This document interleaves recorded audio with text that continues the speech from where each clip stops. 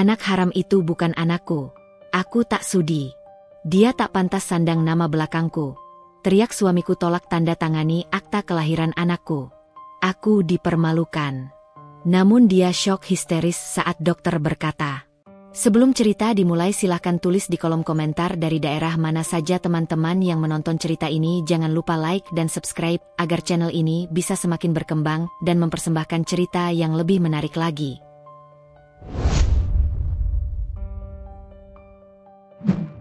Pagi di perumahan berkelas itu selalu tampak damai. Pepohonan berjajar rapi, burung-burung gereja bersahut-sahutan, dan matahari meneteskan cahaya lembut ke teras rumah-rumah besar yang berdiri anggun. Namun bagi Rani, kedamaian semacam itu tidak lagi terasa. Baginya, setiap pagi adalah persiapan menghadapi hari yang tak pernah ia tahu akan berakhir dengan air mata atau hanya sunyi yang menyesakan. Rani menatap pantulan wajahnya di cermin meja rias. Wajah yang dulu cerah kini tampak lebih pucat, mata sedikit sembab, dan senyum yang ia paksakan terasa seperti topeng yang mulai retak. Rambutnya ia sisir perlahan, mencoba menyembunyikan lelah yang sudah terlalu lama ia simpan dalam diam.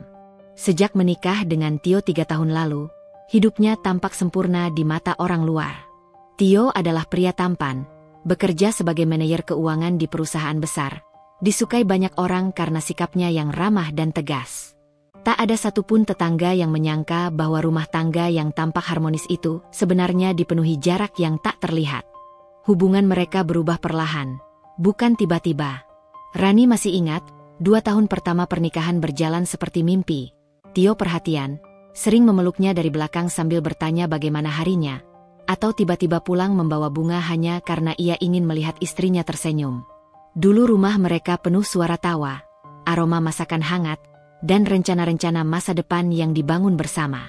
Namun entah sejak kapan semua itu pudar. Mungkin sejak Tio mulai sering pulang lebih malam, atau sejak teleponnya selalu ia simpan dalam mode senyap. Rani pernah mencoba bertanya, tapi Tio biasanya hanya menjawab singkat, "Aku lelah, Ran. Jangan tanya macam-macam." Kalimat itu cukup untuk membuat Rani terdiam. Ia tidak ingin menjadi istri yang membuat suaminya muak. Ia takut menjadi alasan pertengkaran.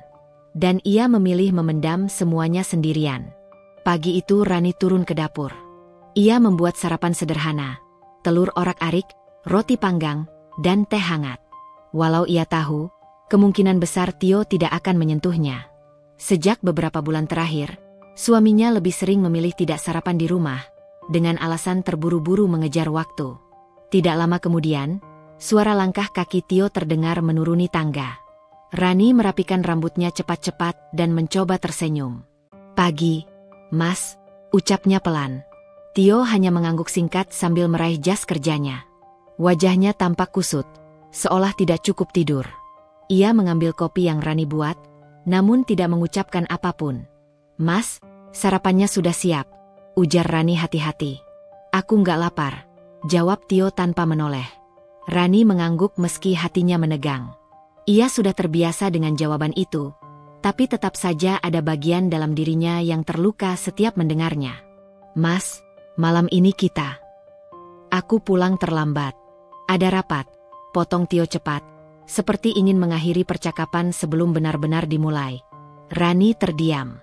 Suaminya berjalan menuju pintu, merapikan dasi sambil melihat jam tangannya. "Nanti hati-hati ya, Mas," ucap Rani lirih. Kali ini Tio menoleh. "Hanya sebentar." "Iya." Pintu tertutup pelan. Rani berdiri di ruang makan yang sunyi, memandangi 2 piring sarapan yang tersisa. Ia menghembuskan napas panjang, lalu tersenyum lagi. Senyum yang hanya untuk dirinya sendiri, sebagai tanda bahwa ia masih berusaha kuat, meski kenyataan membuatnya rapuh. Siang hari, Rani duduk di teras dengan secangkir teh hangat. Tangannya perlahan mengelus perutnya yang mulai membesar. Kehamilan itu sudah memasuki bulan ke-7, dan setiap kali ia merasakan gerakan kecil di dalam rahimnya, ia selalu merasa ada harapan yang tumbuh, meski suaminya seolah semakin menjauh. "Sayang, kamu harus kuat ya," bisiknya pada bayi yang belum lahir itu. "Ibu mungkin tidak sempurna, tapi ibu janji akan mencintaimu sepenuh hati. Walaupun ayahmu tidak pernah bertanya tentangmu." Air mata yang ia tahan sejak pagi akhirnya jatuh pelan di pipinya.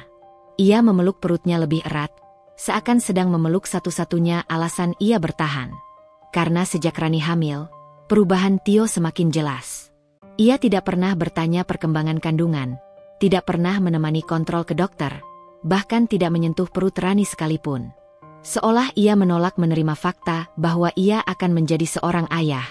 Padahal dulu, sebelum pernikahan mereka dimulai, Tio pernah berkata bahwa ia ingin memiliki 3 anak dan rumah yang selalu ramai dengan suara tawa. Kini, Tio bahkan jarang menatap wajah istrinya. Ketika matahari mulai turun, Rani masih duduk sendirian. Ada rasa hampa yang tidak bisa ia jelaskan. Namun ia tidak pernah berhenti berharap. Ia percaya suatu hari nanti Tio akan berubah, akan kembali memegang tangannya seperti dulu, dan akan mencintai anak yang sedang ia kandung. Ia percaya, meski keyakinan itu semakin hari semakin menipis. Dan tanpa Rani sadari, badai besar yang akan mengguncang rumah tangganya mulai mendekat. Pelan, tapi pasti. Membawa kenyataan pahit yang akan mengubah hidup mereka selamanya. Hujan turun sejak pagi, membasahi halaman rumah dan membuat udara terasa lebih dingin dari biasanya. Rani berdiri di dekat jendela kamar, menatap tetes-tetes air yang berlari di kaca. Biasanya ia menyukai hujan karena suara rintiknya membawa ketenangan. Namun belakangan, hujan justru membuatnya semakin merasa sepi. Perutnya semakin membesar, membuat langkahnya lebih lambat dari biasanya. Tapi ia masih berusaha mengerjakan pekerjaan rumah agar pikirannya tetap sibuk. Ia takut jika berhenti, kesedihan akan kembali menguasainya. Pagi itu, ia akhirnya memberanikan diri mengambil ponsel dan menghubungi Tio. Ia jarang melakukannya karena tidak ingin dianggap mengganggu. Namun hari ini ia merasa ada yang harus ia sampaikan, bahkan jika suaminya tidak peduli sekalipun. Tio menjawab setelah beberapa dering. "Halo?" Suara Tio terdengar datar. "Mas, pagi ini aku mau kontrol kandungan. Dokter bilang perkembangan bayi harus dicek lebih sering karena posisi kepalanya belum turun." Suara Rani bergetar, bukan karena takut, tetapi karena ia tahu apa yang akan terjadi. "Oh." Jawaban itu saja sudah seperti tamparan. "Aku berharap Mas bisa ikut. Kalau Mas tidak sibuk," tambah Rani cepat, mencoba menutupi harapannya. "Aku sibuk. Banyak laporan yang harus aku selesaikan. Kalau ada apa-apa, kasih kabar saja." Dan panggilan itu berakhir tanpa salam. Rani memejamkan mata. Ia tahu Tio tidak akan datang, tapi tetap saja rasanya sesak. Di klinik, Rani duduk di ruang tunggu bersama beberapa ibu hamil lainnya. Mereka datang bersama suami masing-masing, saling berbicara kecil tentang gerakan bayi, ngidam, atau rencana persalinan. Sesekali terdengar tawa kecil. Rani tersenyum kecil melihat mereka, tapi senyum itu hanya menjadi pengingat bahwa ia sendirian. Namanya dipanggil. Ia masuk ke ruangan dokter sambil membawa segunung perasaan yang ingin ia tahan. "Bagaimana kabarnya hari ini, Bu Rani?" tanya Dokter Santi, wanita parubaya yang selalu ramah. "Baik, Dok," jawab Rani, meski hatinya tidak baik-baik saja. Pemeriksaan berlangsung cukup lama. Dokter Santi mengerutkan kening beberapa kali sambil menatap layar USG. Rani langsung tegang. "Ada yang nggak normal, Dok." Dokter itu menggeleng lembut. "Bukan tidak normal. Hanya saja, saya sarankan ibu beristirahat lebih banyak. Kondisi ibu tampak menurun, dan itu bisa memengaruhi tekanan darah." Rani mengangguk pelan. "Baik, Dok." Setelah pemeriksaan selesai, Rani duduk kembali sambil menggenggam hasil USG. Ia biasanya mengirim foto hasil itu ke Tio, meski jarang dibalas. Tapi hari ini ia tidak tahu apakah ia masih punya tenaga untuk berharap. Sore hari, ketika Rani kembali ke rumah, suasana rumah begitu sunyi. Ia menyalakan lampu ruang tamu dan duduk di sofa, merasakan punggungnya nyeri. Kehamilan ini terasa lebih berat setiap harinya, tapi ia tetap berusaha kuat. Beberapa jam kemudian, suara pintu terbuka. Tio pulang. Rani bangkit pelan, mencoba tersenyum. "Mas sudah pulang?" Tio hanya mengangguk sambil melepas sepatu. "Aku capek. Dari tadi kerja nggak berhenti." "Aku buatkan teh hangat ya?" tawar Rani. "Nggak usah. Aku mau naik." Rani menahan napas. Tio sudah melangkah setengah jalan ketika ia akhirnya berkata, "Mas, hari ini dokter bilang aku harus lebih banyak istirahat. Tekanan darahku naik." Tio berhenti sebentar, lalu menoleh. "Oh, hanya itu?" tanya Rani pelan. "Aku capek, Ran. Jangan mulai lagi, ya." Kalimat itu membuat Rani terdiam. Ia tidak ingin berdebat. Ia tidak ingin membuat suaminya semakin menjauh. Tapi hatinya sakit, lebih dari sakit fisik apapun. "Aku cuma berharap Mas peduli sedikit saja," bisiknya. Tio menghela napas kasar. "Aku sudah bilang, aku sibuk. Jangan bikin semuanya rumit." Lalu ia naik ke kamar tanpa menunggu jawaban. Saat suara langkah itu menjauh, Rani akhirnya kehilangan kendali. Air mata yang ia tahan sejak pagi mengalir begitu saja. Ia berdiri sendirian di bawah lampu ruang tamu, merasakan dingin yang merayap dalam hatinya. Ia tidak tahu kapan suaminya berhenti menyentuh tangannya. Tidak tahu kapan Tio mulai menghindari rumah. Tidak tahu apa yang membuat lelaki itu begitu berubah. Tapi ada satu hal yang ia tahu. Jarak mereka kini lebih lebar dari sebelumnya. Malam itu, Rani duduk di teras belakang. Angin malam berhembus pelan, membuat daun-daun bergerak lembut. Ia memandangi langit dan berharap ada jawaban untuk semua kegundahannya. Ketika tangannya mengelus perutnya lagi, tiba-tiba bayi itu menendang pelan. Rani tersenyum tipis. "Kamu di sana? Terima kasih. Sudah mengingatkan ibu untuk kuat." Namun di balik senyum itu, ada rasa takut yang makin tumbuh. Bukan terhadap kehamilannya, tapi terhadap sesuatu yang lebih besar. Bagaimana jika Tio tidak menginginkan bayi ini? Bagaimana jika alasan Tio menjauh adalah karena ia meragukan sesuatu? Dan bagaimana jika kecurigaan Rani benar? Bahwa ada rahasia yang disembunyikan suaminya? Sebuah rahasia yang akan menjadi awal dari badai besar dalam hidupnya. Pagi itu rumah terasa lebih sunyi daripada hari-hari sebelumnya. Rani bangun lebih pagi karena sulit tidur sepanjang malam.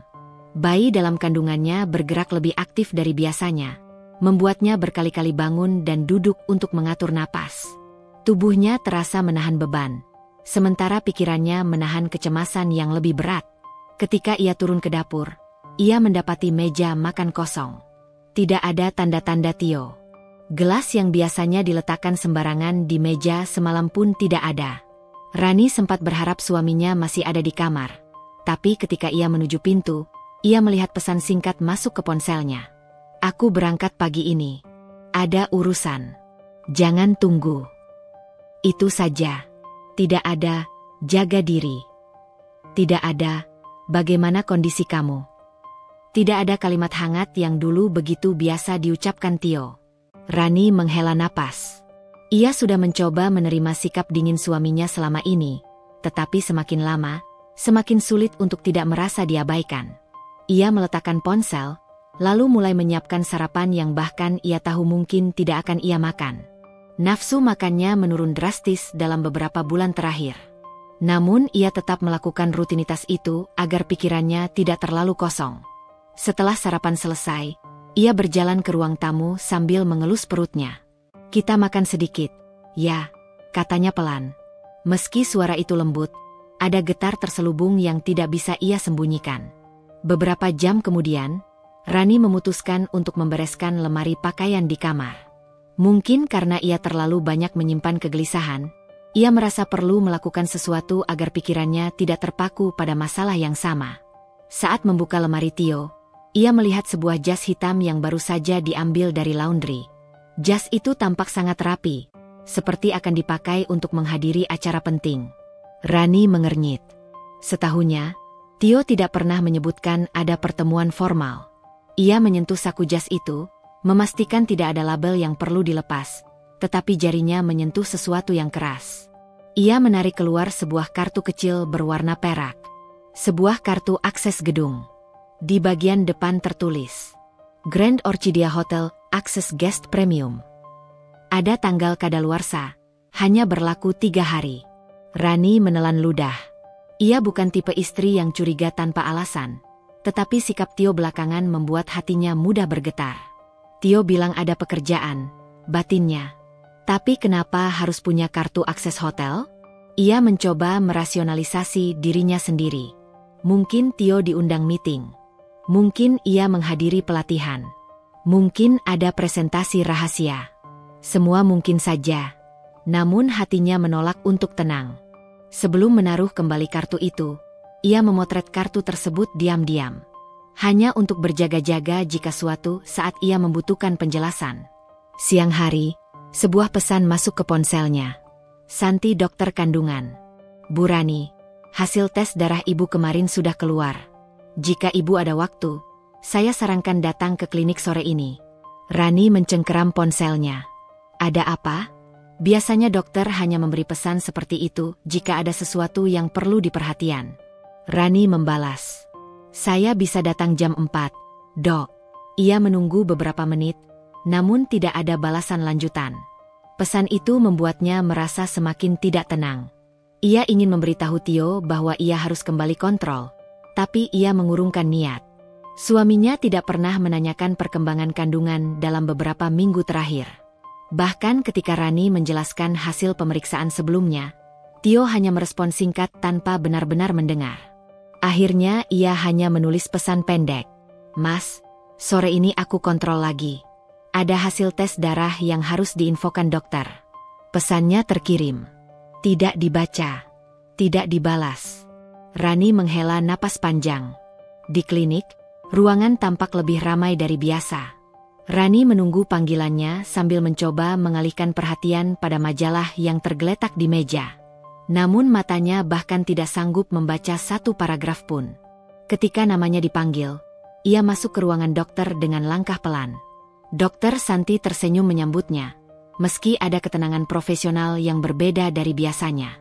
Silakan duduk, Bu Rani. Rani duduk sambil menggenggam jari-jari tangannya sendiri. Dok, ada sesuatu yang tidak beres? Tanyanya langsung. Dokter Santi tidak langsung menjawab. Ia membuka berkas hasil tes darah, lalu berkata dengan lembut, kondisi ibu secara umum stabil, tetapi ada penurunan kadar hemoglobin. Selain itu, ada indikasi tekanan darah ibu fluktuatif. Ini yang berbahaya jika tidak diawasi. Rani mengangguk pelan. Akhir-akhir ini kepala saya sering pusing dan kaki saya bengkak. Nah, itu tanda yang harus kita perhatikan. Saya khawatir ibu mengalami gejala awal preeklamsia. Kata itu terdengar seperti pintu besi yang jatuh di kepala Rani. Eklamsia, ulangnya gemetar. Ya, bukan berarti sudah parah, tapi kita harus sangat berhati-hati, jawab dokter. Jika tidak ditangani, itu bisa membahayakan ibu dan bayi. Rani menunduk, meremas ujung rok yang ia pakai. Apa saya salah menjaga diri, Dok? Tidak, Bu. Ini bukan salah siapapun. Tapi ibu perlu dukungan dan pendampingan. Ibu harus mengurangi beban pikiran, memperbanyak istirahat, dan kalau bisa, jangan sering sendirian. Kalimat terakhir itu seperti paku yang ditancapkan ke hatinya. Rani mencoba tersenyum, tapi suaranya pecah. Saya akan berusaha, Dok. Sebelum pulang, dokter kembali mengingatkan bahwa ia harus datang lebih rutin untuk pemantauan. Ketika Rani keluar dari klinik, langit sudah tampak gelap meski belum terlalu malam. Ia merasakan angin dingin menerpa kulitnya. Tubuhnya memang terasa lemah, tapi hatinya lebih lemah lagi. Ia mengirim pesan pada Tio. Mas, dokter bilang aku harus lebih banyak istirahat. Ada kemungkinan preeklamsia. Mas bisa pulang sedikit lebih awal malam ini? Aku takut sendirian. Pesan terkirim. Beberapa menit berlalu. Tidak ada balasan. Rani menunggu sambil berdiri di depan klinik, menatap ponselnya seperti menatap pintu harapan terakhir. Namun layar itu tetap gelap. Akhirnya ia memesan taksi pulang. Di perjalanan, ia menahan tangis. Bukan karena sakit, bukan karena kehamilan, tapi karena bayangan bahwa suaminya mungkin benar-benar tidak peduli. Bayangan bahwa Tio bukan hanya menjauh, tetapi sengaja membangun dinding di antara mereka. Dan ia bertanya-tanya dalam hati, apakah bayi ini benar-benar tidak diinginkan Tio? Atau, apakah Tio memiliki alasan lain? Alasan yang lebih gelap dan belum ia ketahui? Sesuatu di dalam dirinya berkata bahwa semua ini bukan sekadar perubahan sikap. Ada yang disembunyikan Tio. Ada yang tidak ingin ia ketahui. Dan ia belum siap menghadapi apapun yang menunggunya di balik dinding rahasia itu. Malam itu, lampu-lampu rumah masih menyala terang ketika Rani tiba di depan pintu. Namun cahaya yang muncul dari balik jendela itu justru membuat rumah terasa lebih asing. Seperti tempat yang dulu penuh hangat, kini perlahan berubah menjadi ruang kosong yang membentang di antara dirinya dan suaminya. Ia membuka pintu pelan karena tubuhnya lelah. Pusing masih mengintai sejak keluar dari klinik, dan langkahnya sedikit goyah. Ia berharap saat masuk, ia akan mendapati Tio duduk di sofa, mengangkat wajahnya, bertanya apakah ia baik-baik saja. Tapi ruangan itu sunyi. "Tio?" panggilnya dengan suara lemah. Tak ada jawaban. Rani memegang perutnya. "Kita pulang, nak," bisiknya pada janin yang masih aktif bergerak. Ia memeriksa kamar, ruang kerja, bahkan balkon belakang. Namun Tio tidak ada. Ponselnya tetap tanpa balasan. Ia mencoba menelepon sekali lagi. 1 dering, 2 dering, 3 dering. Lalu panggilan langsung terputus, seolah sengaja. Rani berdiri mematung di ruang tamu. Jantungnya terasa makin sakit. Ada perasaan tertentu yang menusuk dari dalam, perasaan ditinggalkan, bukan hanya secara fisik, tapi batin. Ia tidak tahu apakah Tio lupa bahwa ia mengabarkan tentang kemungkinan preeklamsia. Atau justru tahu, namun memilih tidak peduli. Setelah membersihkan diri, Rani duduk di tempat tidur dengan lampu kamar yang redup.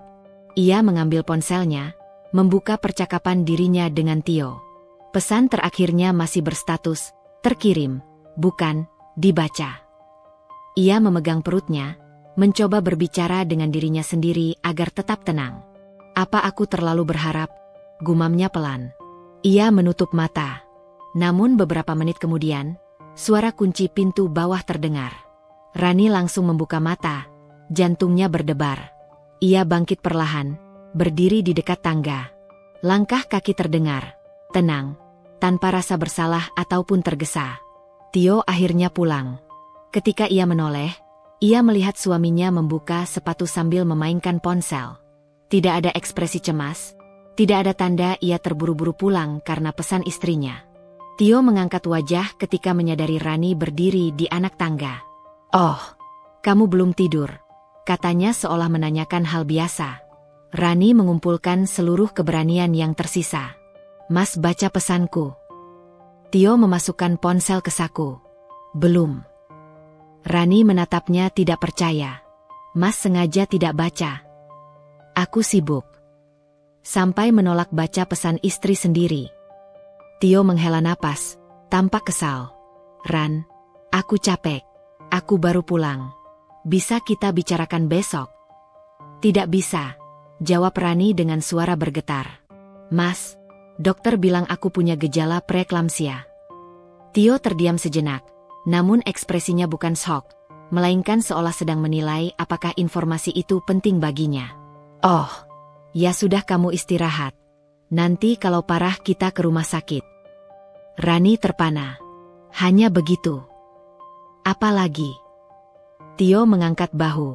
Rani mencengkeram pegangan tangga untuk menjaga keseimbangannya. "Aku bilang aku bisa berisiko. Mas, dokter bilang kondisi ini berbahaya. Mas benar-benar tidak peduli." Tio menatapnya lama, sebelum berkata dingin, "Aku tidak suka kalau kamu dramatis. Kehamilan itu wajar. Semua ibu juga pusing. Jangan membuat semuanya berat."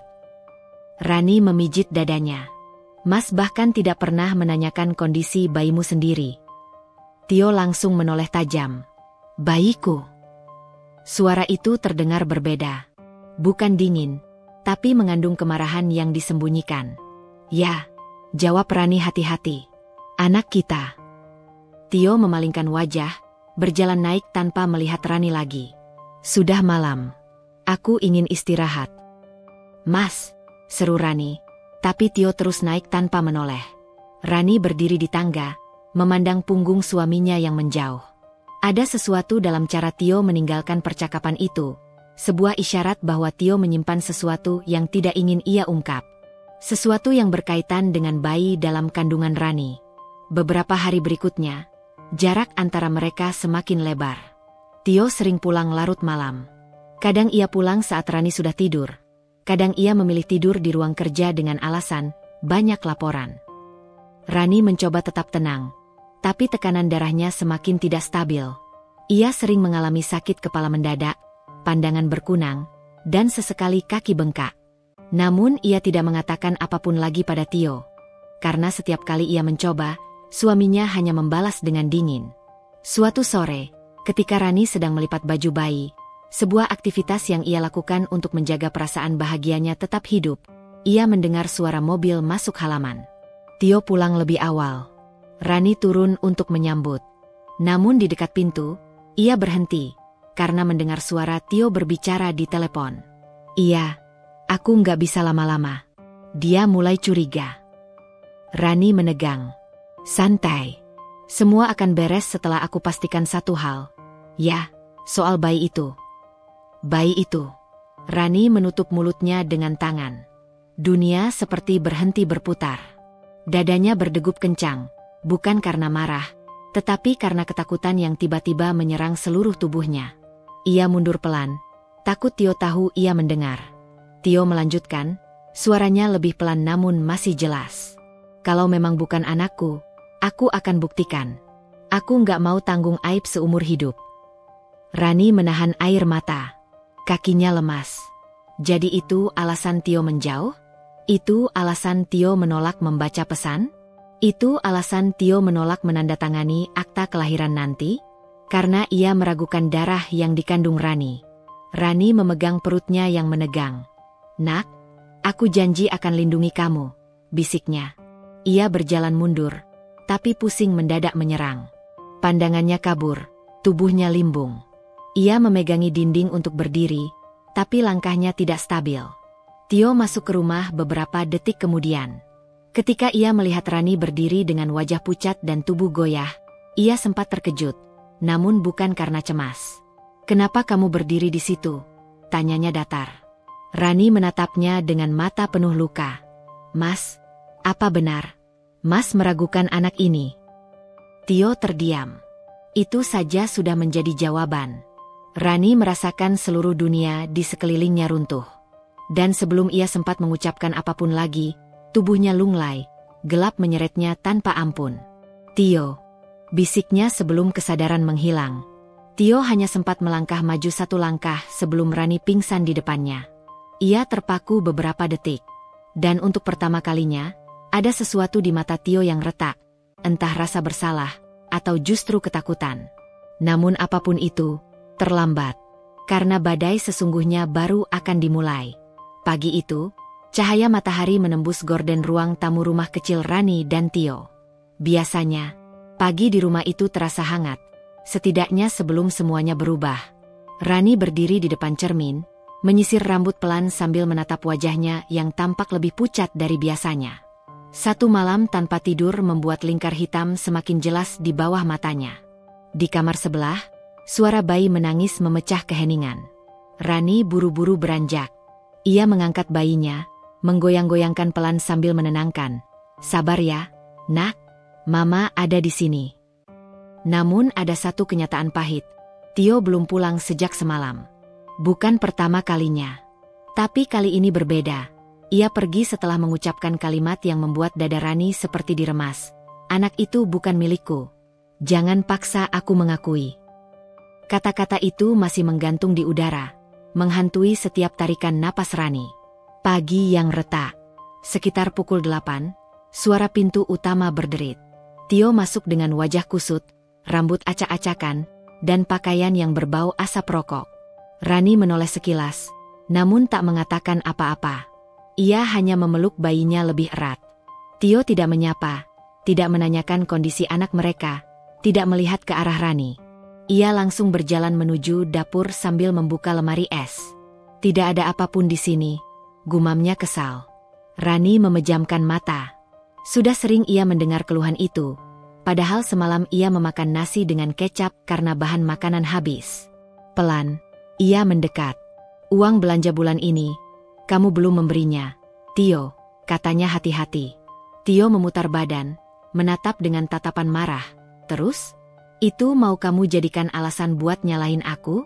Anak itu bukan tanggung jawabku.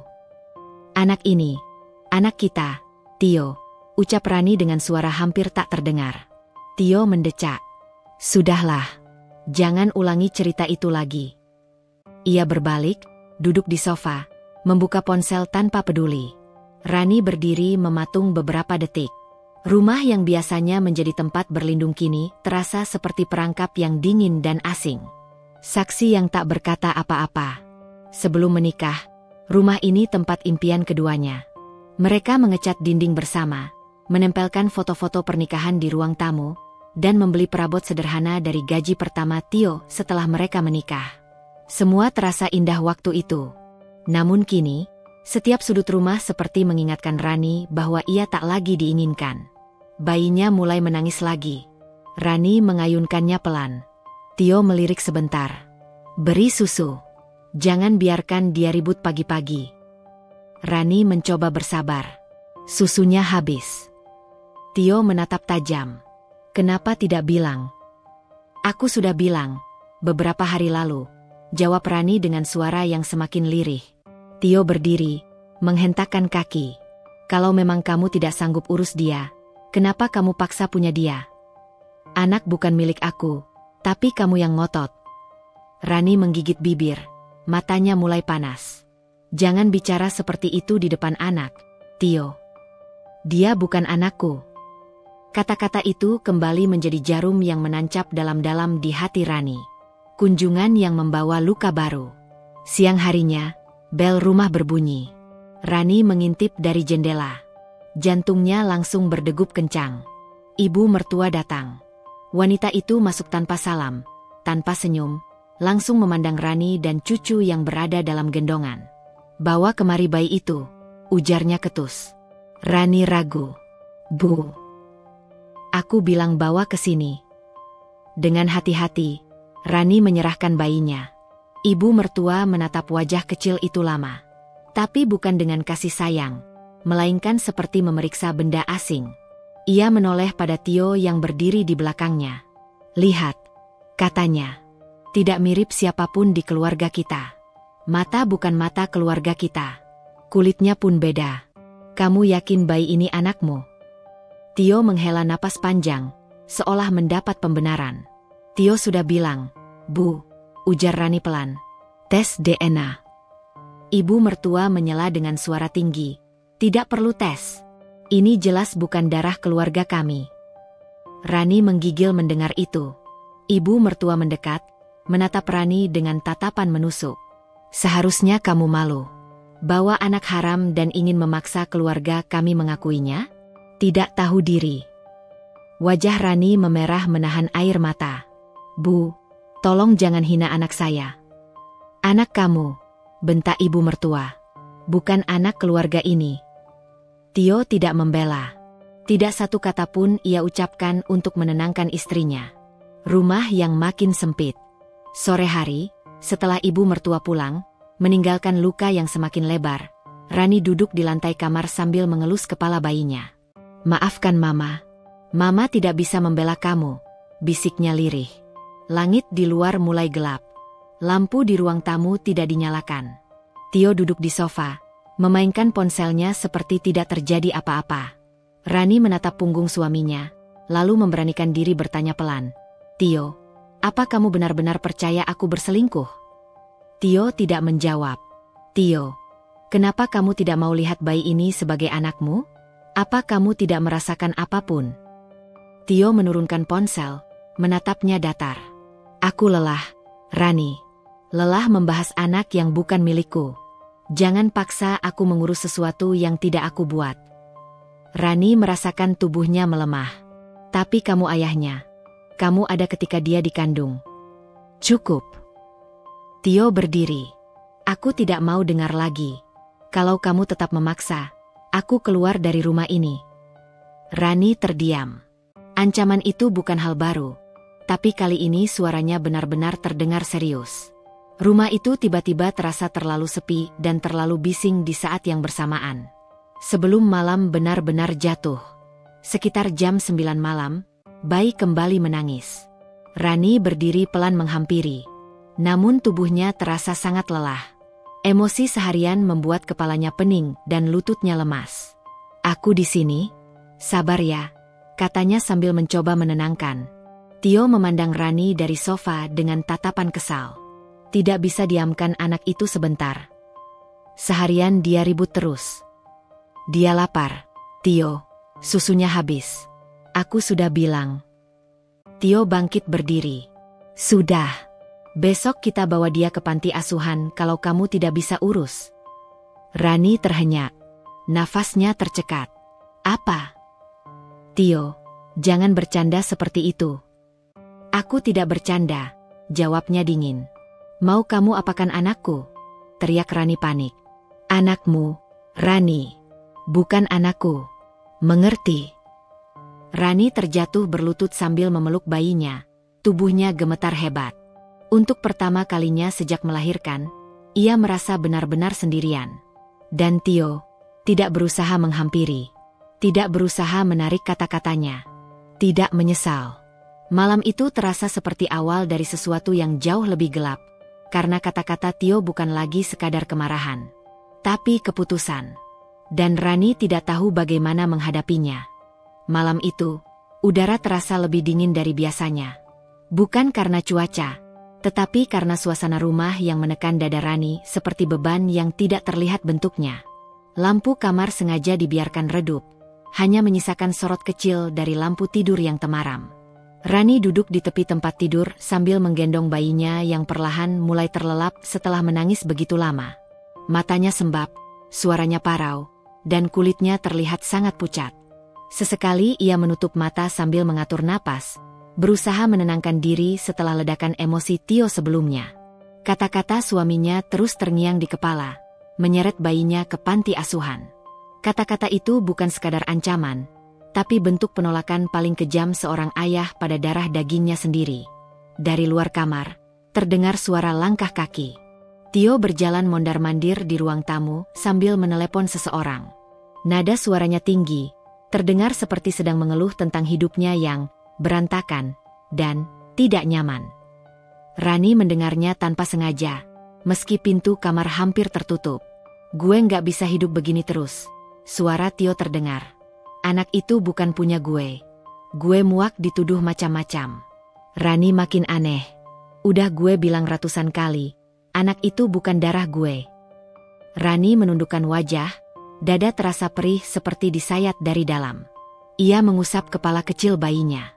"Maafkan Mama, Nak. Mama tidak mampu melindungimu dari kata-kata ayahmu," bisiknya. Tangis yang baru saja reda kembali terdengar, membuat sang bayi menggeliat gelisah. Rani buru-buru menimang lebih pelan. Ia tidak ingin Tio kembali memarahinya. Beberapa menit kemudian, suara langkah Tio mendekat. Pintu kamar dibuka tanpa mengetuk. Tio berdiri di ambang pintu, wajahnya masih penuh kemarahan yang belum mereda. "Besok aku urus semua," katanya tanpa basa-basi. Rani mengerutkan dahi. "Urus apa, Tio?" Tio menyilangkan tangan. "Akta kelahiran," jawabnya dingin. "Tapi tanpa namaku. Biar jelas semuanya." Tubuh Rani langsung terasa lemas. "Tio," suaranya bergetar. "Kamu benar-benar mau menghapus namamu sebagai ayah? Kamu mau anak ini tumbuh tanpa identitas? Tanpa ayah? Apa kamu tega?" Tio menjawab cepat, seolah sudah menghafalnya. "Daripada aku yang malu? Daripada aku memikul sesuatu yang bukan milikku?" Kalimat itu seperti cambuk yang menghantam Rani. Ia memeluk bayinya erat, berusaha meredam tangisnya sendiri demi tidak membuat suasana semakin kacau. Tio melangkah masuk, mendekat sedikit. Namun bukan untuk melihat bayi mereka, melainkan untuk menatap Rani dengan tatapan menuduh. "Aku sudah pikir panjang," katanya. "Kamu bilang kamu nggak selingkuh? Lalu jelasin kenapa anakmu ini beda? Kulitnya beda, matanya beda, bentuk wajahnya pun nggak ada mirip kita." Rani menggeleng lemah. "Tio, banyak bayi terlahir unik. Banyak yang baru terlihat mirip orang tuanya setelah beberapa bulan. Kamu bisa lihat nanti. Kamu bisa tunggu." Aku nggak mau tunggu. Tio membentak. Bayinya tersentak, menangis keras secara tiba-tiba. Rani langsung menenangkan dengan cepat. Takut Tio makin marah. Tio memijat pelipis, tampak frustrasi. Kamu bikin kepalaku pecah, Rani. Benar-benar pecah. Saat itu juga, Rani sadar. Suaminya tidak sedang bingung. Ia sedang mencari pembenaran untuk meninggalkan mereka. Suara Tio melembut sedikit, tapi justru membuatnya lebih menakutkan. Rani, aku nggak tahu sampai kapan aku tahan. Kalau kamu tetap keras kepala, aku benar-benar bisa pergi dari rumah ini. Rani menatapnya, pandangannya mulai kabur. Kalau kamu pergi, aku harus bagaimana, Tio? Mau tinggal di mana? Mau makan apa? Bayi ini baru lahir. Aku tidak bekerja. Itu urusan kamu, jawab Tio kilat. Rani memejamkan mata, merasakan sesuatu dalam dirinya hancur perlahan-lahan. Tio mulai berjalan keluar kamar. Tapi sebelum pintu tertutup, ia berkata tanpa menoleh, besok aku tanda tangan. Tapi bukan sebagai ayah. Anggap saja ini bukti kalau aku sudah cukup baik tidak membawamu ke pengadilan. Pintu tertutup keras. Rani duduk diam, tak mampu bergerak. Bayinya menangis, tapi kali ini ia tidak langsung menenangkan.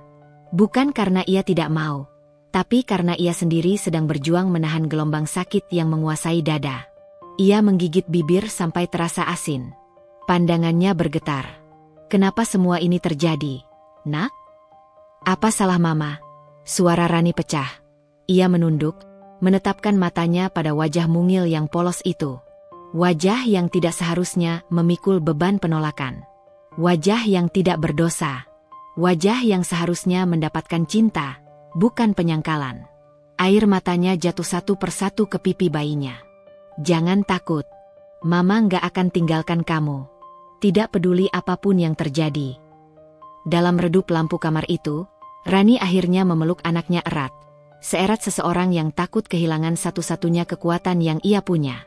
Di luar kamar, terdengar suara Tio membuka pintu depan dan keluar rumah. Entah pergi kemana. Entah kembali atau tidak. Dan malam itu, untuk pertama kalinya, Rani menyadari sesuatu. Rumah itu bukan lagi rumah. Dan Tio, bukan lagi tempat untuk pulang. Pagi itu, matahari belum sepenuhnya naik ketika Rani membuka matanya. Ia bahkan tidak yakin apakah sempat tidur. Kepalanya berat, tubuhnya lelah, dan matanya perih karena terlalu banyak menangis. Bayinya terbaring di sampingnya, tertidur pulas setelah malam panjang penuh kegelisahan. Rani menatap wajah mungil itu dengan raut sendu. Semalam adalah salah satu malam paling gelap dalam hidupnya, dan ia tidak tahu bagaimana menjalani hari ini. Ia hanya tahu satu hal, Tio tampaknya benar-benar berniat menghapus seluruh hubungan dengan anak mereka.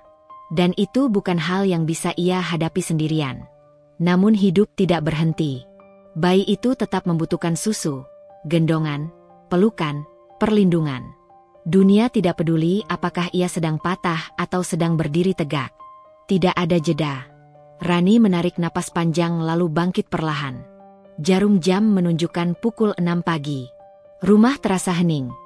Tidak ada suara langkah Tio, tidak ada suara pintu kamar mandi, tidak ada aroma kopi yang biasanya ia buatkan untuk suaminya. Rumah itu terasa seperti dunia tanpa penghuninya. Ia membuka pintu kamar, berharap Tio mungkin pulang larut dan tidur di sofa. Tetapi ruang tamu kosong. Sofa rapi, tidak ada jejak keberadaan seseorang. Televisi mati. Jendela tertutup. Tidak ada selembar catatan, tidak ada pesan. Rani berdiri terpaku. Dia benar-benar pergi. Gumamnya. Kakinya lemas, tetapi ia tetap melangkah menuju dapur dengan bayinya di pelukan. Tangannya gemetar saat membuka kulkas, mencari sesuatu yang bisa dimakan. Perutnya mual, tapi ia memaksa diri menyuapkan sedikit roti. Ia butuh tenaga. Beberapa jam berlalu, namun Tio tidak pulang. Pukul 9 pagi, ponsel Rani bergetar.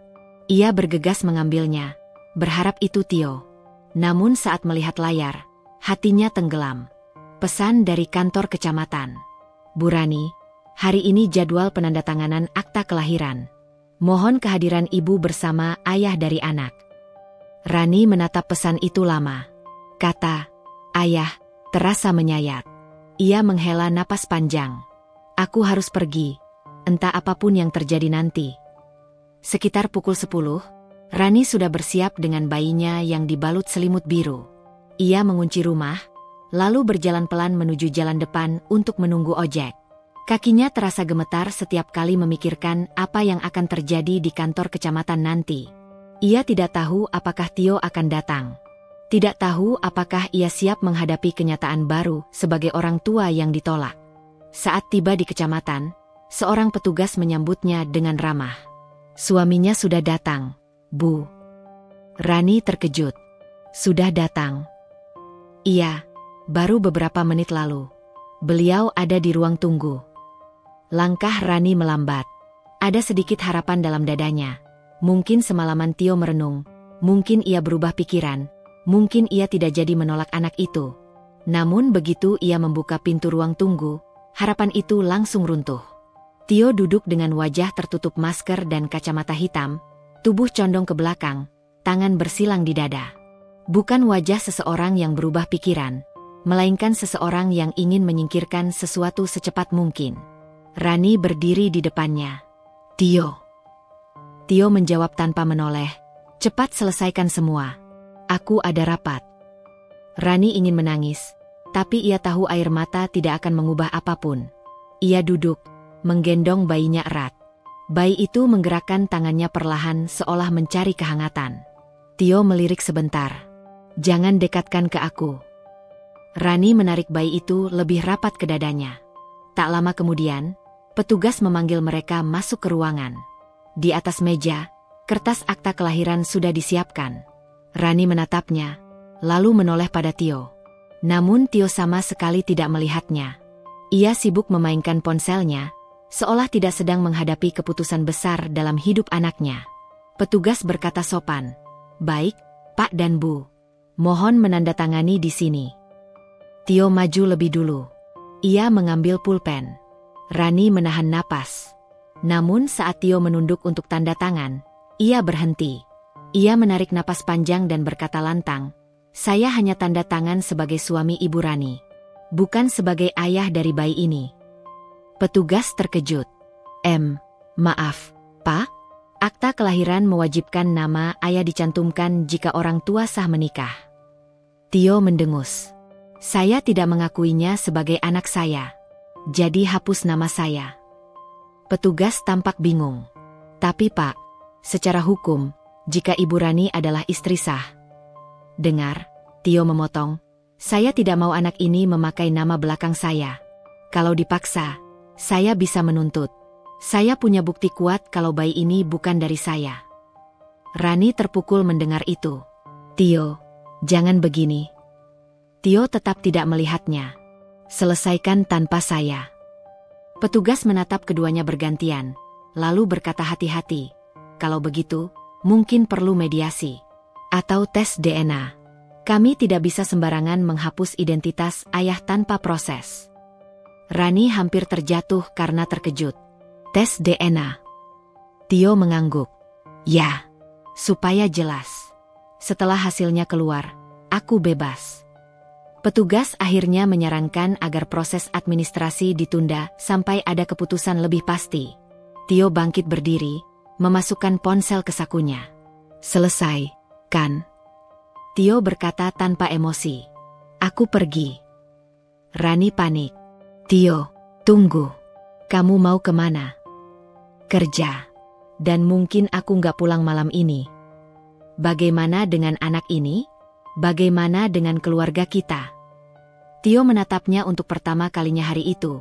Namun tatapan itu dingin, kosong, tanpa rasa. "Aku nggak punya keluarga selain diriku sendiri sekarang." Itu kalimat yang menghancurkan Rani sepenuhnya. Tio pergi, meninggalkan pintu ruangan terbuka.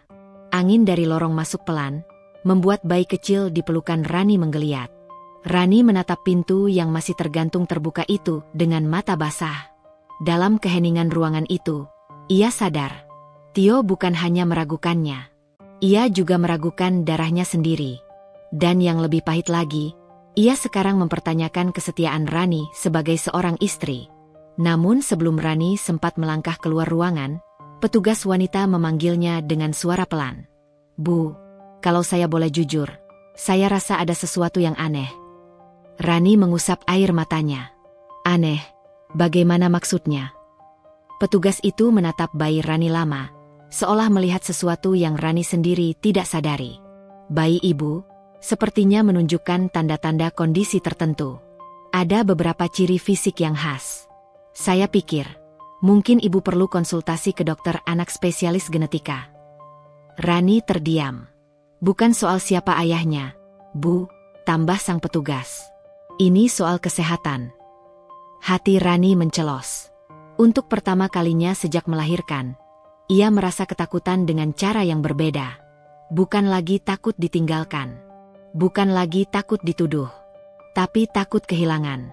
Dan hari itu, tanpa ia sadari, roda takdir perlahan mulai bergerak menuju pengungkapan yang akan mengubah segalanya.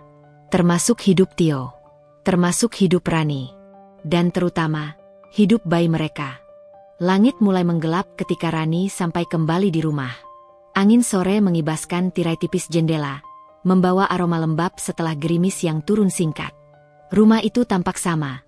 Sofa yang rapi, meja makan yang bersih, pintu kamar tertutup rapat. Namun rasanya berbeda, seperti ada sesuatu yang hilang sejak pagi tadi. Tio belum pulang. Tidak ada pesan. Tidak ada kabar. Tidak ada jejak bahwa ia masih menganggap rumah itu sebagai tempat kembali. Rani meletakkan tas perlahan, lalu memandang bayinya yang tertidur di pelukan. Wajah kecil itu memerah, napasnya halus namun sedikit cepat. Suatu perasaan tidak nyaman langsung menyelinap ke dada Rani, mengingat kata-kata petugas kecamatan tadi. Ciri fisik khas, kondisi genetika, konsultasi dokter spesialis. Kata-kata itu seperti gema yang terus berputar di kepala.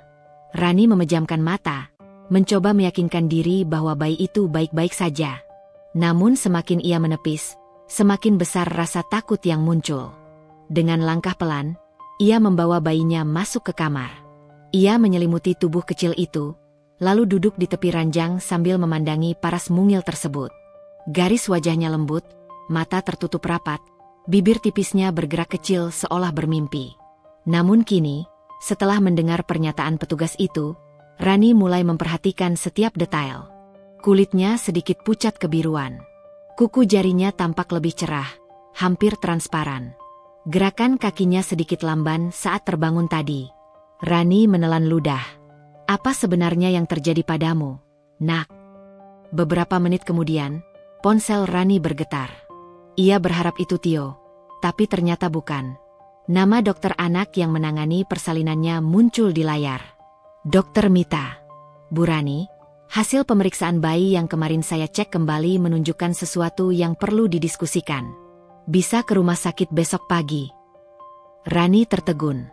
Jantungnya berdebar cepat. Ia membuka pesan itu berkali-kali, seolah maknanya bisa berubah jika dibaca ulang.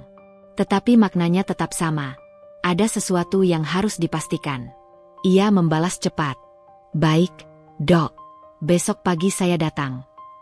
Setelah mengirim pesan itu, Rani meletakkan ponsel dan mengusap wajahnya. Dunia terasa berputar. Semua masalah datang bersamaan. Penolakan Tio, status akta kelahiran, dan kini kemungkinan kondisi kesehatan bayinya. Ia memeluk dirinya sendiri sambil duduk di lantai kamar. Mengapa semuanya terasa berat sekali? Jawaban itu tidak datang. Malam semakin larut. Bayinya mulai rewel, mungkin karena merasa perubahan suasana dari ibunya. Rani menggendongnya, mengayun pelan sambil menepuk-nepuk punggungnya. Tangisan kecil itu menusuk hati Rani, mengingatkannya bahwa yang paling rapuh di rumah ini bukan dirinya, melainkan makhluk kecil yang bahkan belum mengerti arti dunia. Rani lalu menatap bayi itu dengan air mata menggenang. "Maafkan Mama, Nak. Mama belum bisa berikan hidup yang baik untukmu. Bahkan ayahmu pun." Kalimat itu menggantung. Suara pintu depan mendadak terdengar terbuka keras. Rani hampir menjatuhkan bayinya karena terkejut. Ia langsung bangkit dan melangkah keluar kamar. Di ruang tamu, Tio berdiri dengan wajah merah, entah karena marah atau karena alkohol. "Oh, akhirnya kamu sadar punya rumah." Rani bertanya pelan, bukan karena marah, tetapi karena terlalu lelah. Tio tidak menjawab. Ia melempar jasnya ke sofa, berjalan dengan langkah gontai seperti menahan luapan emosi. Kamu sudah puas mempermalukanku di kantor kecamatan? Suara Tio serak. Rani menahan napas. Aku sama sekali tidak bermaksud. Kamu membuat aku terlihat seperti laki-laki tidak bertanggung jawab. Tio membentak. Rani membalas dengan suara pelan tetapi tegas. Kamu yang bilang kamu bukan ayahnya. Kamu sendiri yang menolak dia. Aku menolak karena anak itu bukan darahku. Tio kembali berteriak. Tangisan bayi langsung pecah, keras dan menyayat. Rani buru-buru menenangkan. Namun Tio makin emosi melihat bayi itu menangis. Lihat, bahkan dia menangis tiap kali aku pulang. Dia memang bukan anakku. Kalimat itu menghantam Rani seperti palu. Berhenti, Tio. Rani menegakkan tubuh. Kalau kamu terus bicara seperti itu, kamu akan menyesal. Menyesal apa? Menyesal karena mempertanyakan sesuatu yang jelas-jelas mencurigakan. Tio mendekat. Tes DNA besok. Aku mau selesai semua dengan cepat. Rani menutup mulutnya dengan tangan. Bukan karena takut pada Tio, tetapi karena takut pada sesuatu yang baru saja ia sadari. Besok pagi ia harus ke rumah sakit atas panggilan dokter. Besok pagi Tio mendorongnya untuk melakukan tes DNA. Dan besok pagi semuanya bisa pecah. Bayi itu mulai berhenti menangis, namun tubuhnya tetap bergerak gelisah. Rani memeluk erat, lalu mundur satu langkah. Tio, aku harus jujur sesuatu, katanya pelan. Tio memicingkan mata. Apa lagi? Rani menatap bayi mereka, lalu menatap suaminya dengan mata yang mulai basah. Dokter bilang ada kemungkinan kondisi tertentu pada anak kita.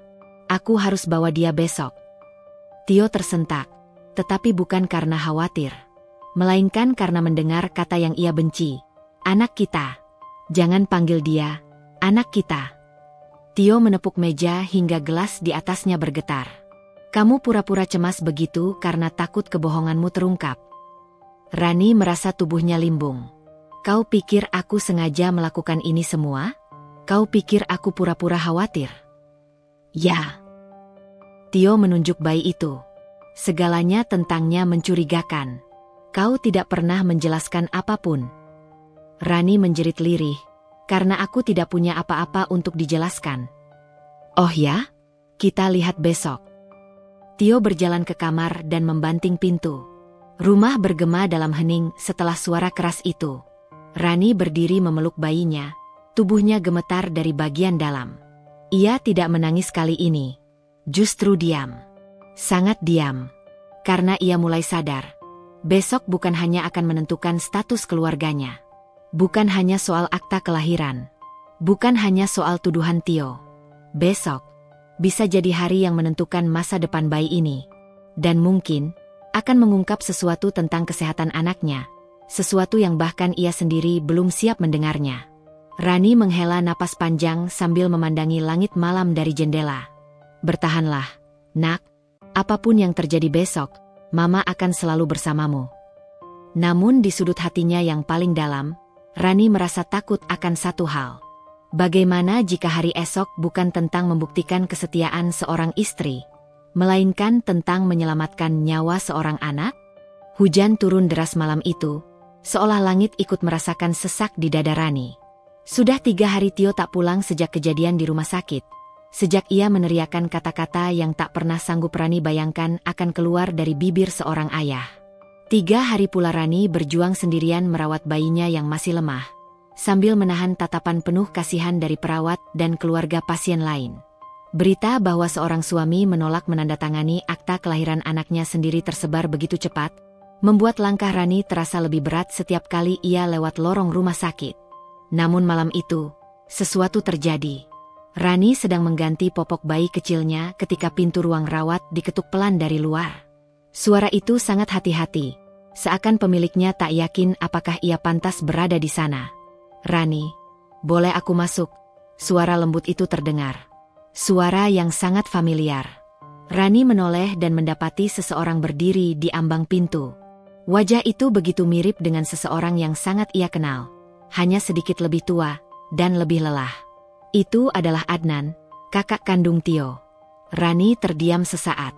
Sudah lama ia tak melihat Adnan.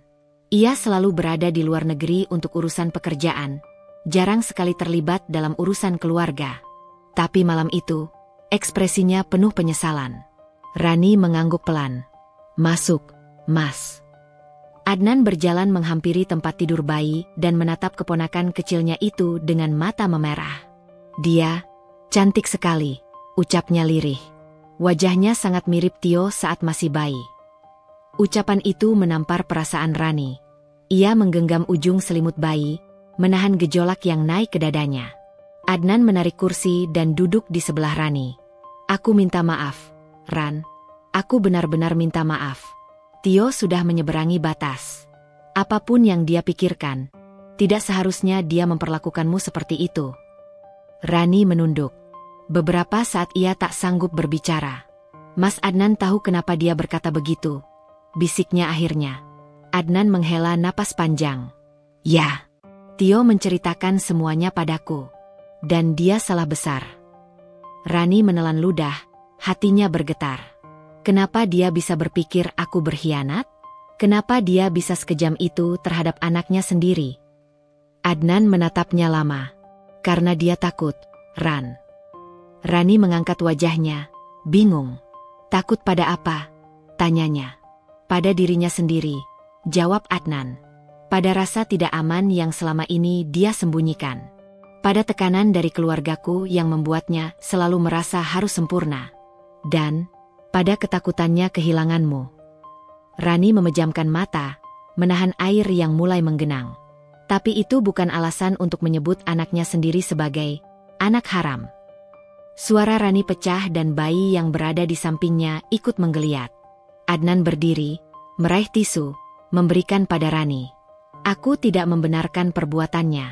Aku hanya ingin kau tahu, Tio bukan orang jahat, Ran. Dia sedang hancur oleh sesuatu yang bahkan dia sendiri tidak sanggup hadapi." Rani menggeleng pelan. "Kalau dia tak sanggup menghadapi dirinya sendiri, kenapa harus aku yang menjadi sasaran? Kenapa anak ini yang harus dibenci?" Adnan terdiam. Kata-kata Rani terlalu benar untuk dibantah. Namun sebelum ia sempat merespons, pintu ruang rawat tiba-tiba terbuka. Dan di sanalah Tio berdiri. Basah kuyup oleh hujan. Mata merah, wajahnya lelah, dan napasnya berat. Rani langsung menegang, sementara Adnan spontan bangkit berdiri. "Tio." Adnan menatap adiknya dengan ekspresi setengah lega setengah marah. "Kau seharusnya..." "Mas," potong Tio lirih. "Tolong, biarkan aku bicara dengan Rani." Rani menunduk, tak sanggup menatapnya. Jantungnya berdebar begitu kencang hingga terasa menyakitkan. Adnan ragu sejenak, tapi akhirnya ia mendekat ke Tio dan menepuk bahunya. "Jangan tambah menyakiti dia, Tio. Kalau kau benar-benar laki-laki, kau harus berani mengakui apa yang benar." Tio hanya mengangguk perlahan. Adnan keluar, menutup pintu perlahan. Ruangan itu menjadi sangat sunyi. Tio berjalan mendekat, tapi berhenti ketika jarak mereka tinggal 1 meter, seakan takut melangkah terlalu dekat. "Rani," suaranya pecah, berbeda dari sebelumnya. Aku salah." Rani tak menjawab. "Aku benar-benar salah." Tio menunduk dalam. "Aku takut melihat hasil tes itu. Aku takut menghadapi kenyataan kalau aku..." Ia terhenti. Suaranya bergetar hebat. Rani mengangkat kepalanya. "Takut apa, Tio?" Tio memejamkan mata. Setetes air jatuh dari pipinya. "Takut kalau aku tidak mampu menjadi ayah." Rani terdiam. "Aku takut anak ini akan membenciku. Aku takut aku tak sebaik ayahku dulu. Aku takut aku akan mengulang kesalahan masa lalu keluarga kita." Tio mengusap wajahnya yang basah entah oleh air hujan atau air mata. "Dan ketakutanku itu membuatku hancur. Sampai aku melakukan hal yang paling bodoh dan paling kejam dalam hidupku." Ia mendongak, menatap Rani dengan mata sembab. "Aku menyakitimu, Rani. Aku menyakiti anak kita." Rani akhirnya membuka suara, pelan namun tegas. Ketakutan bukan alasan untuk menginjak harga diri istrimu sendiri, Tio. Tio mengangguk penuh penyesalan. Aku tahu, dan aku datang malam ini untuk meminta kesempatan untuk berubah. Suara isaknya terputus-putus. Aku ingin bertanggung jawab, Ran. Tolong jangan tutup pintu sepenuhnya. Anak ini, dia. Tio menatap bayi itu, lututnya goyah. Dia, darah dagingku. Aku tahu sekarang. Rani membeku. Sekarang? Setelah memaki, setelah mengusirku, setelah mempermalukanku di depan semua orang. Tio terdiam. Tidak ada pembelaan, tidak ada alasan. Hanya keheningan penuh rasa bersalah. Rani menghela napas panjang, mencoba mengendalikan diri. Tio, aku belum tahu apa yang akan kulakukan. Hatiku terlalu sakit. Tapi satu hal yang pasti, anak ini tidak akan pernah kubiarkan merasakan apa yang aku rasakan malam itu. Tio menunduk lebih dalam, bahunya bergetar. Aku mengerti. Aku akan menerima apapun keputusanmu, bisiknya. Yang kuminta hanya satu. Izinkan aku memperbaiki kesalahan itu, sedikit saja. Rani menatapnya lama. Sangat lama. Besok kita bicara lagi, Tio. Saat pikiranku lebih jernih. Tio mengangguk perlahan. Ia mundur satu langkah, menatap bayi itu sekali lagi, lalu berbalik menuju pintu. Namun sebelum ia keluar, dokter masuk tiba-tiba sambil membawa berkas dan wajah serius. Bu Rani, Pak Tio, kita perlu bicara sekarang, ujar dokter itu. Tio dan Rani langsung menoleh bersamaan. Ada apa, Dok? Tanya Rani cemas. Dokter membuka berkas dan menghembuskan napas berat. Hasil pemeriksaan lanjutan bayi Anda menunjukkan sesuatu yang harus segera kita tangani. Jika terlambat, risiko komplikasinya akan sangat besar. Rani langsung memeluk bayinya erat. Wajah Tio memucat. Komplikasi apa, Dok? Suaranya nyaris hilang. Dokter menatap keduanya bergantian. Kita harus melakukan tindakan sesegera mungkin. Dalam waktu kurang dari 24 jam. Dan dunia Rani kembali runtuh. Ruangan dokter menjadi hening. Hanya suara mesin monitor bayi yang terdengar pelan, berdetak seperti detak jantung yang mencoba mempertahankan hidup. Rani menggenggam tubuh kecil itu erat. Takut sedikit saja ia longgarkan, sesuatu yang buruk akan terjadi. Tio berdiri di sampingnya. Wajahnya pucat seperti kehilangan seluruh warna hidup. Untuk pertama kalinya, ia tampak sangat takut. Lebih takut dari hari ketika ia berteriak menolak mengakui anak itu. Apa maksud dokter? Suara Rani hampir tak terdengar. Dokter membuka berkas hasil pemeriksaan, lalu meletakkannya di atas meja. Kami menemukan indikasi awal gangguan pada fungsi pernapasan yang cukup serius. Ini bukan sesuatu yang mengancam jiwa dalam hitungan menit. Tetapi jika tidak ditangani dalam 24 jam, risikonya meningkat drastis. Rani tertegun. Tangannya mulai gemetar. Kami harus melakukan tindakan operasi minor untuk membuka saluran napas dan memastikan fungsi paru-parunya stabil, lanjut dokter. Operasi? Suara Tio terdengar tercekat.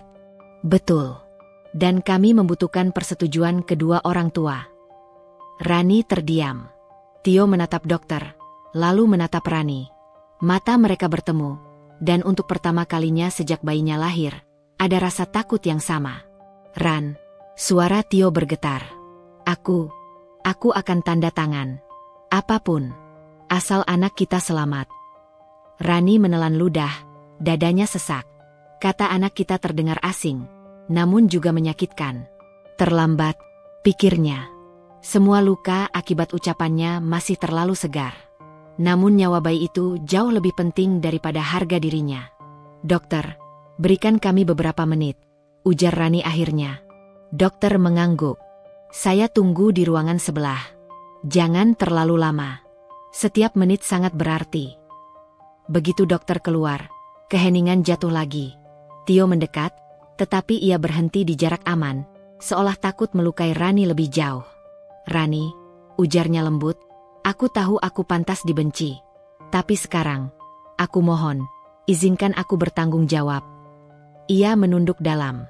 Aku tidak ingin kehilangan dia. Atau kamu. Rani memejamkan mata. Air matanya jatuh diam-diam. Kalau kau benar-benar tidak ingin kehilangan kami, seharusnya kau tidak mengucapkan kata-kata itu, Tio, ucapnya pelan. Kata-kata yang bahkan sulit kuucapkan ulang. Tio mengembuskan napas panjang. Tangannya mengepal hingga buku-bukunya memutih. Aku akan menghabiskan sisa hidupku untuk menebus kata-kata itu, jika kau mau memberiku kesempatan. Rani mengetap bibir, menahan gejolak emosi yang memukul dadanya bertubi-tubi. Sebagian dirinya ingin mempercayai Tio, tetapi sebagian yang lain masih mengingat jelas tatapan benci suaminya saat memanggil anaknya haram. Aku masih tidak mengerti, suara Rani parau. Apa yang membuatmu tiba-tiba yakin kalau bayi ini benar-benar anakmu? Tio terdiam. Matanya berkaca. Jawabannya datang lambat, berat, penuh penyesalan. Aku menemukan sesuatu, katanya lirih. Sesuatu yang seharusnya aku pahami sejak awal. Rani menatapnya, bingung. Apa maksudmu? Tio menghela napas panjang, lalu mengambil sesuatu dari jaketnya, secarik fotokopi dari berkas medis lama. Ia menyerahkannya kepada Rani. Aku menemukan ini, katanya. Hasil pemeriksaan kesehatan lamaku, yang pernah aku abaikan. Rani membuka kertas itu. Beberapa kalimat medis dengan penjelasan singkat mengenai kondisi genetik tertentu tertera di sana. Kedua mata Rani melebar saat membaca satu bagian. Kemungkinan mewariskan kondisi kelainan paru bawaan kepada keturunan, 72%.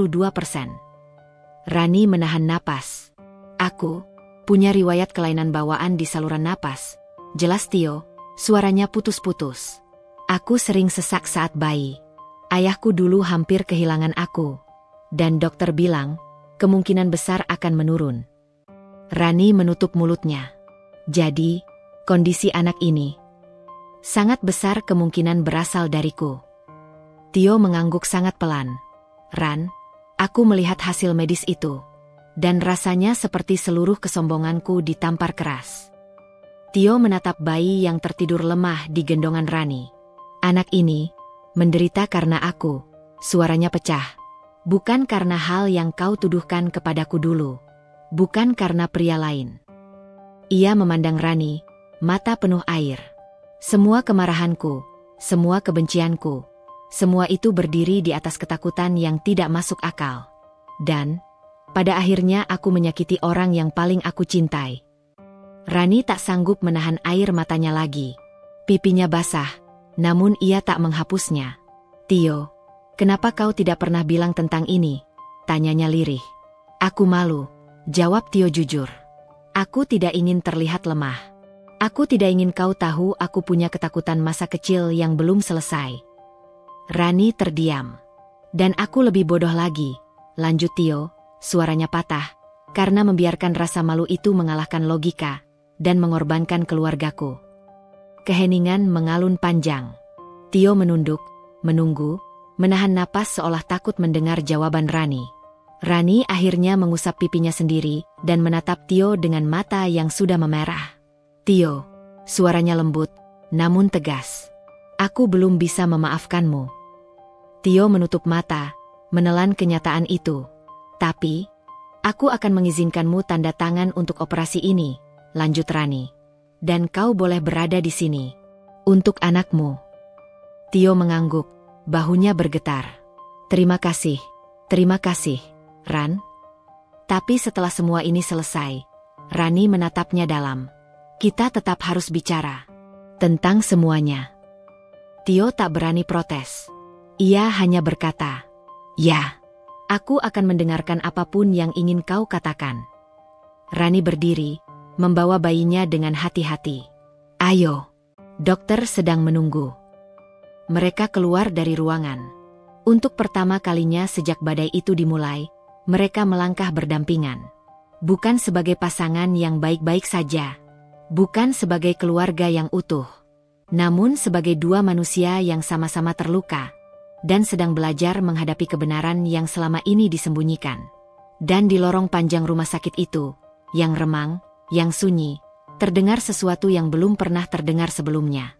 Langkah Tio yang tak lagi ragu. Langkah Rani yang mulai tegar kembali. Dan napas bayi kecil itu, yang meski lemah, tetap berjuang hidup. Namun, di balik semua itu, ada satu hal yang belum mereka tahu. Hasil pemeriksaan lanjutan menunjukkan sesuatu jauh lebih besar daripada sekadar komplikasi paru. Sesuatu yang tidak hanya berkaitan dengan bayi itu, tapi juga dengan masa lalu keluarga Tio. Sesuatu yang akan mengubah segalanya. Hampir 1 jam Rani dan Tio menunggu di ruang keluarga rumah sakit. Kesunyian ruangan itu terasa seperti udara yang terlalu pekat untuk dihirup. Jam dinding berdetak pelan. Namun setiap detiknya terasa seperti palu yang memukul jantung mereka. Bayi kecil mereka sedang menjalani tindakan medis untuk memastikan jalan napasnya aman. Itu saja sudah cukup membuat Rani kehilangan ketenangan. Tapi ada sesuatu lain. Sesuatu yang sejak tadi tidak dokter jelaskan secara utuh. Ada kalimat yang menggantung. Ada temuan lain yang harus kami sampaikan setelah tindakan selesai. Rani tidak bisa menghapus kalimat itu dari pikirannya. Di sampingnya, Tio duduk dengan tangan gemetar. Tidak pernah sebelumnya ia terlihat seperti ini. Pria yang selama ini keras kepala hingga sering membuat Rani menangis, kini lebih mirip seseorang yang takut kehilangan jiwanya sendiri. "Ran," Tio akhirnya bersuara, pelan. "Kau masih sangat marah, ya?" Rani menghela napas, menatap kedua tangannya sendiri. "Kalau aku bilang tidak, aku bohong. Aku terluka, Tio. Sangat." Tio menunduk, tidak membela diri. "Tapi," Rani melanjutkan, "aku juga bersyukur kau ada di sini." Tio mengangkat wajahnya, terkejut. "Terima kasih. Kau tidak tahu artinya sebesar apa untukku." "Aku bilang bersyukur kau di sini, bukan bilang aku sudah memaafkan semuanya," ujar Rani jujur. Tio mengangguk dalam-dalam. "Aku tahu. Dan aku siap menerima apapun nanti, setelah operasi anak kita selesai." Kata anak kita keluar dengan mudah sekarang. Tidak ada penolakan. Tidak ada keraguan. Tidak ada amarah. Rani menutup mata, membiarkan kata-kata itu mengisi dadanya. Nyeri masih ada, tapi setidaknya, ia tidak sendirian lagi. Hingga akhirnya, pintu ruang tindakan terbuka. Dokter keluar dengan masker yang sudah diturunkan. Postur tubuhnya tidak tampak panik, tapi raut wajahnya serius. Lebih serius dari sebelumnya. "Bu Rani, Pak Tio." Suara itu datar namun tegas. "Kami sudah selesai melakukan tindakan pembukaan saluran napas. Anak Anda sekarang stabil." Rani langsung menahan napas. "Syukurlah." Air matanya jatuh. "Terima kasih, Dok." Namun Tio menangkap sesuatu di mata dokter. Kegelisahan kecil yang tidak ia pahami. "Dok, Anda bilang ada temuan lain. Apa maksudnya?" tanya Tio hati-hati. Dokter memberi isyarat agar mereka duduk. "Kami perlu bicara di ruang konsultasi." Mereka bertiga masuk ruangan kecil itu. Dokter membuka berkas dan menyodorkannya perlahan. "Ada hal yang harus kalian ketahui tentang kondisi genetis anak kalian." Rani dan Tio saling menatap. "Kami melakukan pemeriksaan lanjutan terkait kelainan paru," jelas dokter. "Dan dari pemeriksaan itu, kami menemukan sesuatu yang jauh lebih penting." Ia berhenti sejenak, memastikan kedua orang tua itu siap mendengar. Hasil uji kecocokan genetik menunjukkan bahwa kelainan bawaan ini tidak hanya berasal dari pihak ayah, tetapi juga dipengaruhi oleh faktor genetik turunan dari pihak keluarga Pak Tio lainnya. Tio mengerutkan kening. "Maksud dokter?" Dokter menatap Tio lekat-lekat. "Kami menemukan pola genetik yang, berdasarkan literatur medis, sangat jarang muncul kecuali jika ada riwayat keluarga yang sama. Lebih spesifik lagi, pola ini biasanya ditemukan pada keturunan dari garis ayah Anda." Rani menatap Tio, bingung. "Keluarga Tio? Apa maksudnya, Dok?" Dokter menghela napas. "Pak Tio, apakah Anda tahu bahwa ayah Anda mempunyai riwayat kelainan paru bawaan yang sama dengan Anda saat masih kecil?"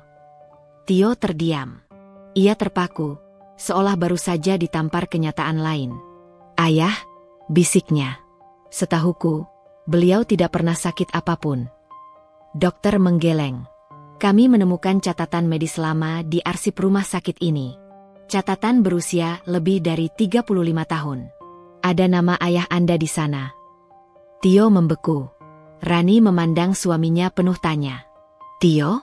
kau tahu tentang ini? Ia hanya menggeleng. Tidak, aku tidak tahu. Ayah tidak pernah cerita. Dokter kemudian menambahkan sesuatu yang membuat jantung Rani dan Tio berhenti sejenak. Dan catatan itu mencantumkan satu hal lagi. Keduanya menunggu dalam diam. Ayah Anda bukan hanya pernah mengalami kelainan itu, tetapi juga sempat menjalani tindakan medis yang hanya bisa dilakukan jika ada risiko penyakit menurun pada lebih dari satu keturunan. Rani berusaha memahami. Maksud dokter? Dokter menatap mereka serius. Pak Tio, apakah Anda yakin Anda adalah anak kandung satu-satunya dari ayah Anda? Ruangan itu membeku. Waktu seolah berhenti. Tio tersentak, seakan seluruh dunia runtuh di depan matanya. Ah, apa maksudnya? Suaranya pecah. Dokter melanjutkan perlahan, memilih kata-kata paling hati-hati. Ada indikasi bahwa ayah Anda mungkin memiliki anak lain, dari hubungan lain, di masa lalu. Rani membeku di tempatnya. Tio memegang kening, gemetar. Tidak, itu tidak mungkin. Ayahku pria yang sangat setia. Dia tidak mungkin. Dokter menyela lembut. Kami tidak bisa memastikan secara pribadi, tetapi hasil genetik bayi Anda menunjukkan kombinasi unik yang hanya dapat diturunkan dari dua garis keturunan yang sama-sama memiliki mutasi langka itu. Dan menurut catatan lama, ayah Anda pernah menerima perawatan bersama seorang bayi laki-laki lain, bayi yang tidak tercatat memiliki orang tua resmi. Tio merasa lututnya lemas. Jadi, itu berarti, aku bisa saja punya saudara, yang tidak pernah kukenal. Dokter mengangguk pelan. Indikasinya ke arah itu. Rani memegang mulutnya. Ya Tuhan. Tapi, itu bukan bagian terpentingnya, lanjut dokter. Apalagi yang lebih penting dari itu? Tanya Tio hampir berteriak karena guncangan batin. Dokter menatap mereka dalam-dalam. Mutasi genetik itu tidak berbahaya jika ditangani sejak dini. Tapi jika dibiarkan, bisa menyebabkan komplikasi berat pada usia dewasa. Tio menegang. Anda bicara tentang saya? Iya, jawab dokter. Kami menemukan tanda awal yang menandakan bahwa Anda juga mungkin mengalami kelainan itu, hanya saja selama ini tidak terdeteksi. Rani menutup mulut, matanya berkaca-kaca. Tio. Dokter meletakkan tangan di atas berkas. Pak Tio, kalau hasil lanjutan ini benar, bukan hanya anak Anda yang memerlukan perawatan. Anda juga. Satu kalimat terakhir dokter menghantam hati mereka. Dan kondisi itu bisa memperburuk emosi, memperbesar kecemasan, dan memicu perilaku impulsif. Termasuk ledakan amarah dan kecurigaan yang ekstrim. Rani terdiam. Tio membeku. Keduanya mendengar kata yang sama. Penyebab amarah Tio selama ini mungkin bukan semata-mata karena sifat, tapi karena kondisi medis yang ia warisi dan tidak pernah tahu. Dokter berdiri. Saya sarankan kita melakukan pemeriksaan pada Anda secepat mungkin. Tio mengusap wajahnya yang gemetar.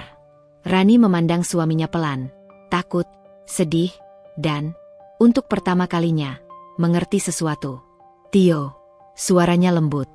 Inikah alasan kau sering marah tanpa sebab? Tio menatap Rani dengan mata memerah, suaranya pecah. Aku tidak tahu, Ran. Aku sungguh tidak tahu. Di luar ruangan, suara monitor bayi mereka terdengar lagi, pelan, stabil, seperti mengingatkan bahwa hidup kecil itu sudah berjuang lebih keras dari siapapun. Dan sekarang, giliran Tio yang harus berjuang, untuk dirinya sendiri, untuk masa lalunya yang tiba-tiba terbuka, dan untuk keluarga yang hampir ia hancurkan. Namun dokter belum mengungkapkan satu hal terakhir, hal yang masih ia sembunyikan karena menunggu hasil final. Hal yang bisa mengubah seluruh arah hidup Tio dan Rani. Malam itu terasa panjang, seolah waktu sengaja melambatkan langkahnya agar setiap luka bisa terasa lebih dalam. Azam duduk di ruang tamu rumah kontrakan kecilnya, menatap lantai yang dingin. Di sampingnya, gelas kopi yang sudah dingin tak tersentuh. Dia sudah mencoba menenangkan diri, mencoba berpikir jernih, tapi bayangan Keisha dan Aldi terus muncul, menusuk-nusuk perasaannya. Ia mengusap wajahnya kasar. Apa semuanya cuma permainan? Atau aku yang terlalu berharap? Gumamnya lirih.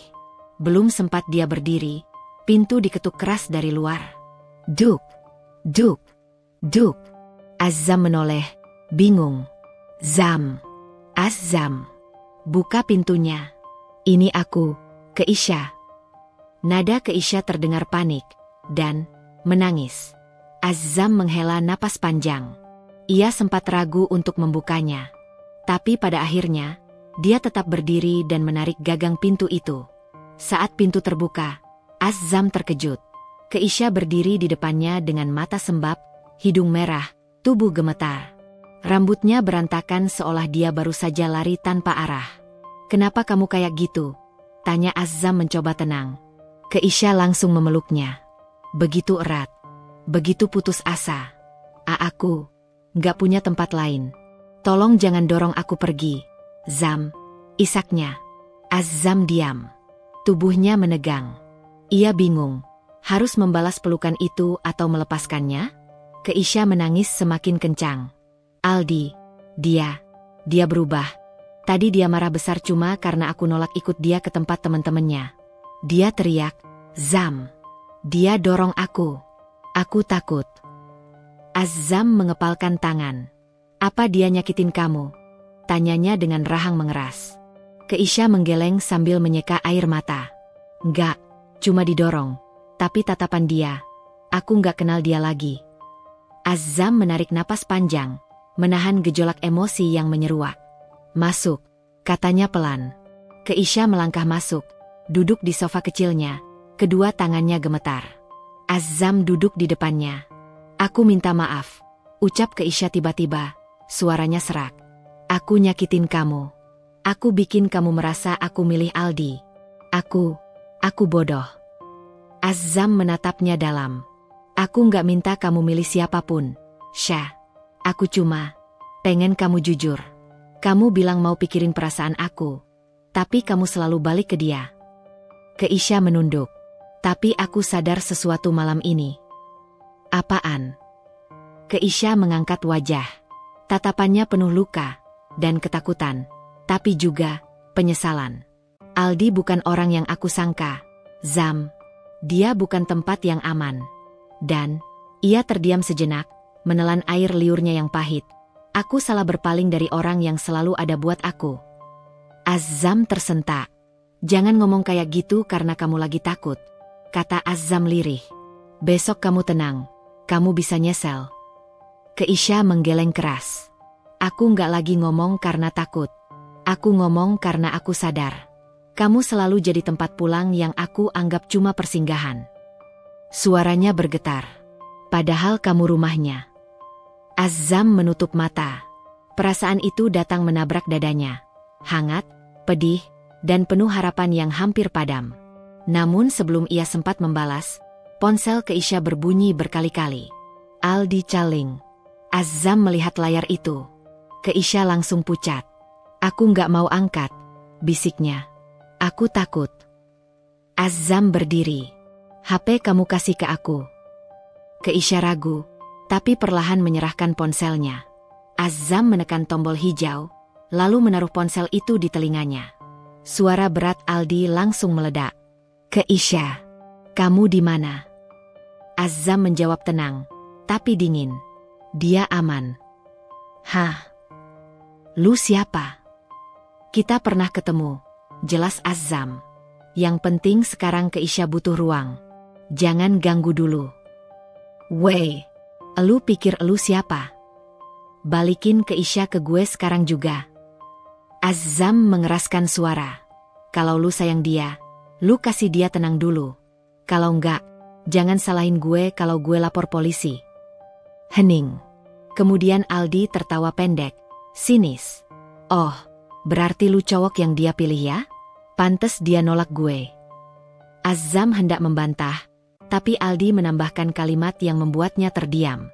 "Tapi dia bakal balik ke gue. Selalu. Dan lu tahu itu." Tut. Aldi menutup teleponnya. Azam mengembalikan ponsel itu pada Keisha. Keisha menggigit bibir. Wajahnya penuh ketakutan bercampur sedih. "Aku nggak bakal balik ke dia. Aku janji." Azam menatapnya lama. Jangan buat janji kalau kamu belum siap menepatinya. Keisha berdiri, perlahan mendekat. Zam, aku cuma butuh kamu percaya sekali ini aja. Azam terdiam saat Keisha berhenti tepat di depannya. Tanpa aba-aba, Keisha meraih kedua tangan Azam. Aku jatuh, Zam, bisiknya. Azam meneguk ludah. Jatuh ke pelukan yang salah. Dan aku nggak mau salah lagi. Hening. Hanya suara hujan tipis di luar yang menemani. Azam menarik tangannya perlahan dari genggaman Keisha. Nanti kamu tidur di kamar. Aku tidur di luar. Nada suaranya lembut tapi tegas. Aku nggak mau kamu ambil keputusan karena kamu lagi terluka. Besok, setelah kamu tenang, baru kita bicara soal semuanya. Keisha menutup mata, menahan tangis yang kembali mendesak keluar. Tapi ia mengangguk. Terima kasih, Zam. Dan malam itu, untuk pertama kalinya dalam hidupnya, Keisha menangis bukan karena laki-laki yang ia kejar, melainkan karena laki-laki yang ia sia-siakan. Dan untuk pertama kalinya juga, Azam merasa dia punya kesempatan, meski kecil, untuk akhirnya diperjuangkan. Besok, semuanya akan berubah.